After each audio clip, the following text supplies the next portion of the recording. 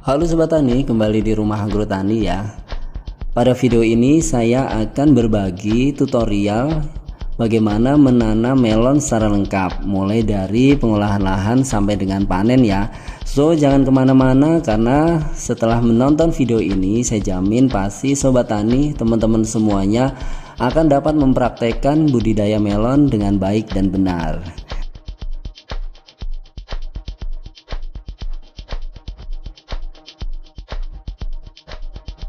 Tahap pertama yang harus dilakukan adalah Sobat Tani harus memiliki stok pupuk organik atau pupuk kandang.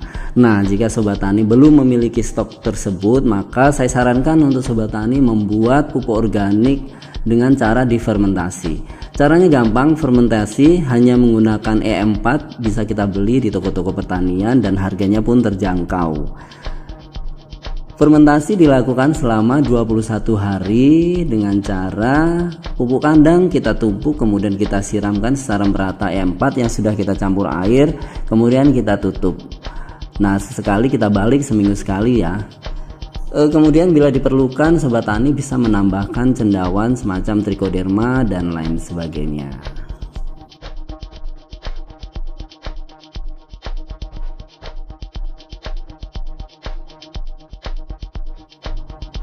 Kemudian pada pengolahan lahan, Sobat Tani bisa menggunakan alat sintan, baik itu traktor roda 4 ataupun roda 2, dengan cara membajak dengan kedalaman tertentu. Setelah dibajak, Sobat Tani harus membuat bedengan. Nah, ukuran bedengan adalah dengan lebar antara 60 cm sampai 120 cm. Tinggal dipilih apakah pilih 60, 100 atau 120. Karena kita mau menanam satu baris, maka saya sarankan untuk 100 atau 80 cm saja. Tinggi bedengan adalah 30 cm. Hal ini kenapa? Agar pada saat musim hujan tanaman kita tidak terendam air. Panjang bedengan bisa kita buat sesuai dengan kontur atau luas lahan kita.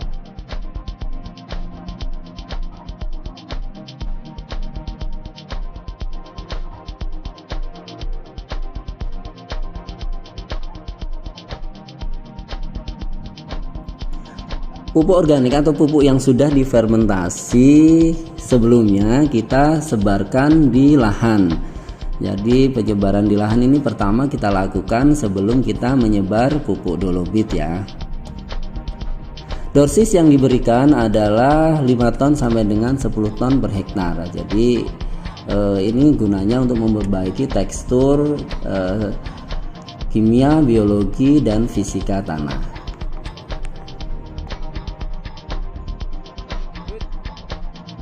Menambahkan kapur pertanian atau kapur dolomit. Hal ini penting karena kapur pertanian atau kapur dolomit berfungsi untuk menaikkan pH, dimana pH itu penting ya. Minimal pH yang kita miliki adalah di atas 6. Jadi Sobat Tani, secara gampang jika Sobat Tani memiliki luas lahan 1 hektar, maka tambahkan 2 ton kapur atau dolomit ke dalam lahan Anda dengan cara disebar.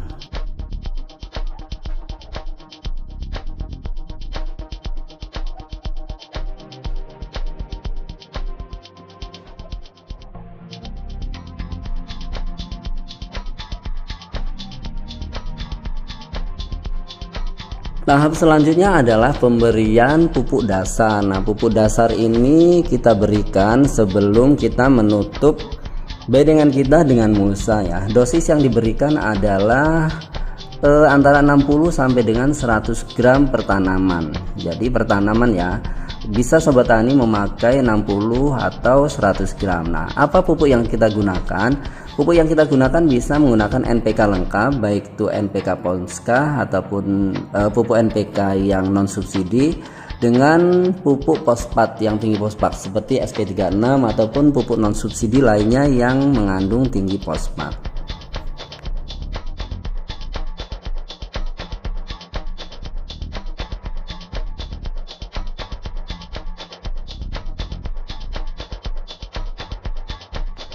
Pemangkasan mulsa dan drip irigasi kita lakukan setelah pupuk kimia atau pupuk dasar kita tebarkan.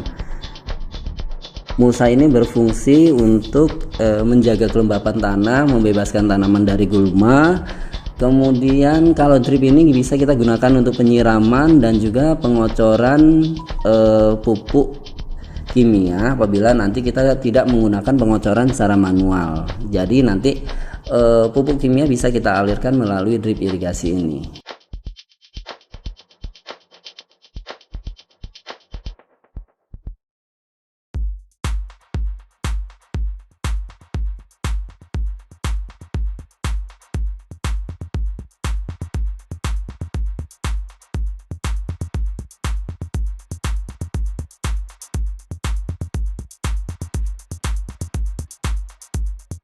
Pada tahap penyemaian yang perlu diperhatikan adalah kita memilih benih yang unggul sesuai dengan lahan kita dan sesuai dengan keinginan kita.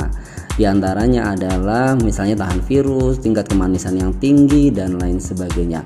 Kemudian media yang kita gunakan untuk penyemaian bisa menggunakan pupuk kandang, kemudian kokopit ataupun dengan arang sekam.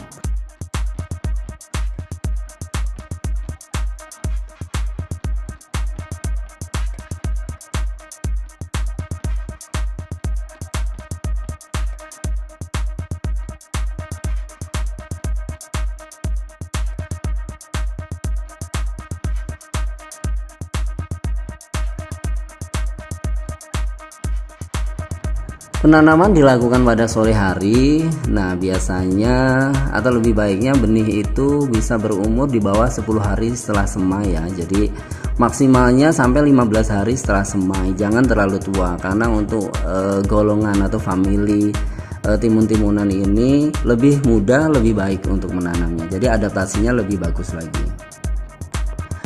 Jarak tanam yang kita gunakan bisa menggunakan satu baris perbedengan, dan untuk musim hujan itu 80 cm, sedangkan untuk musim kemarau bisa kita gunakan 70 cm per tanaman.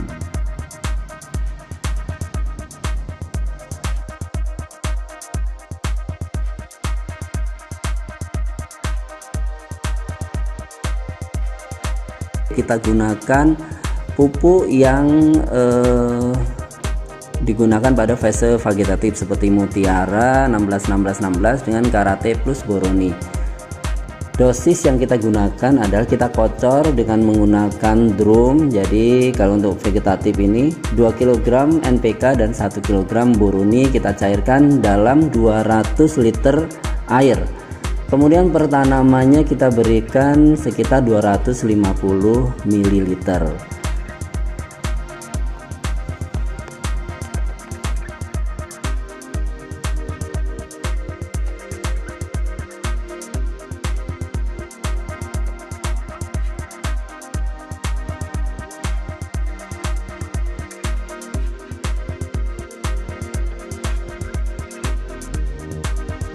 Untuk fase generatif ini beda ya pupuknya, kita gunakan pupuk yang banyak mengandung K, dan tapi untuk awal nanti kita tambahkan pupuk MKP. Pemupukannya masih sama, seminggu 2 kali atau 5 hari sekali boleh. Jadi dengan dosis yang kita naikkan, bisa satu drum itu 4 kilo, misalnya untuk grower itu 3 kilo, kemudian Karate plus Boroni 1 kilo, kemudian kita tambahkan MKP pada usia awal-awal itu sebanyak 1 kilo per drum. Untuk selanjutnya, ketika tanaman sudah mulai besar buahnya, kita bisa menambahkan unsur kalium lebih banyak dengan menambahkan KNO3 sebanyak 1 kg per drum selama pengocoran. Pengocorannya tetap ya, seminggu 2 kali atau 5 hari sekali.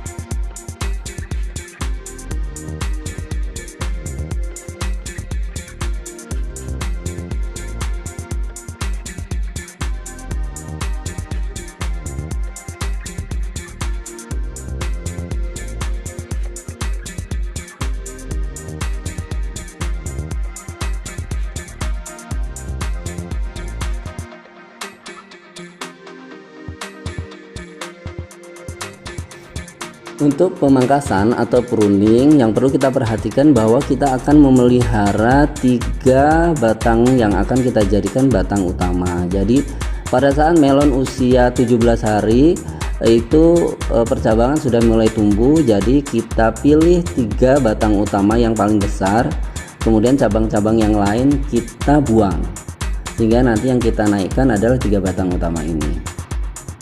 Kemudian setelah naik, maka pada cabang-cabang yang kita jadikan batang utama ini kita pangkas kembali cabang-cabang yang muncul sampai dengan pada ruas ke-7, sehingga di bawah itu nanti kosong, tidak ada cabangnya. Nah, ruas ke-7 ke atas nanti kita akan pelihara untuk kita buahkan. Jadi pada ruas ke-7 ke atas nanti buahnya akan muncul.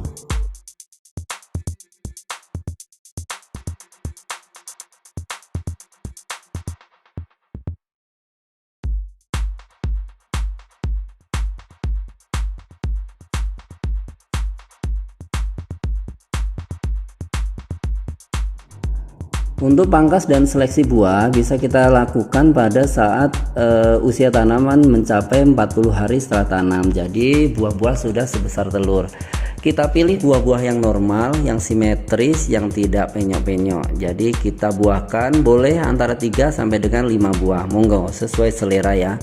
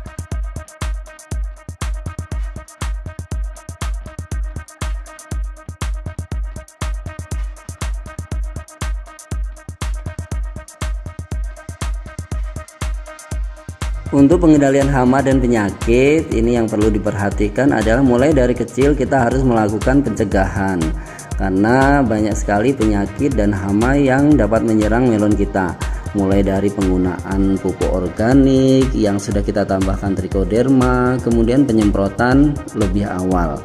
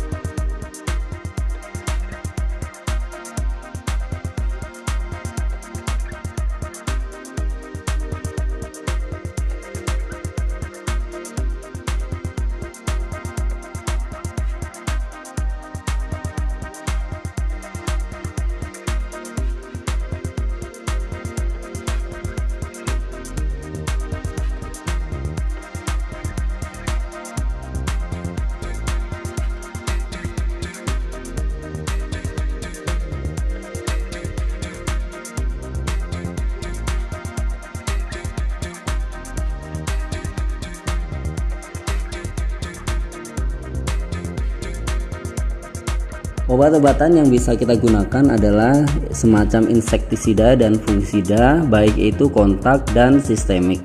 Berikut ini contoh obat-obatan yang saya gunakan. Yang pertama adalah kita bisa menggunakan metindo dengan bahan aktif metomil, kemudian stadium dengan bahan aktif abamectin, kemudian Cronus juga bahan aktif abamectin. Kemudian untuk fungisida saya menggunakan amistartop dan ditin. Jika diperlukan untuk fungisida kita bisa tambahkan dengan bahan aktif benomil. Untuk lalat buah kita bisa menggunakan perangkap lalat buah, ada di video saya. Kemudian kita bisa menggunakan sidametrin ataupun kurakron, yaitu insektisida yang berbau tajam.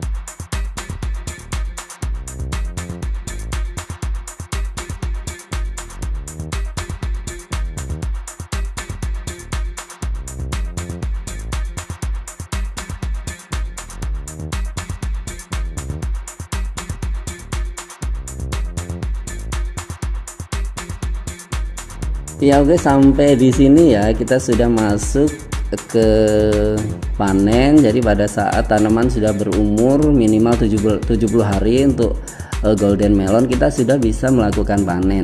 Setelah panen, bagaimana teknik pemasaran kita ini juga akan mempengaruhi tingkat keuntungan kita. Apakah kita akan borongkan ke tengkulak atau kita bisa menggunakan teknik pemasaran yang lain, misalnya mendatangkan konsumen langsung ke kita atau menjual produk kita langsung ke konsumen. Hal ini tentu akan menguntungkan, akan lebih menguntungkan bagi kita ya, daripada kita menjual langsung ke pedagang besar atau ke tengkulak.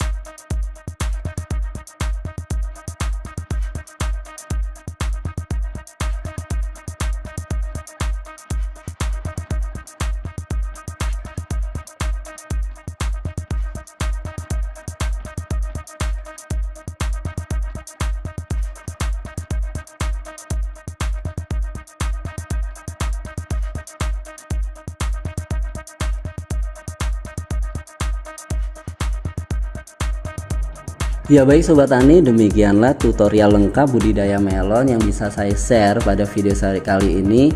Mudah-mudahan bermanfaat, dan bila ada yang ditanyakan silahkan dituliskan di komen di bawah ini. Kemudian apabila Anda atau Sobat Tani semuanya suka dengan video ini, bisa diklik tombol suka dan jangan lupa dibagikan ke media sosial Anda. Terima kasih, semoga bermanfaat dan sampai jumpa di video-video kami selanjutnya. Rumah Agrotani, informasi dan inspirasi pertanian.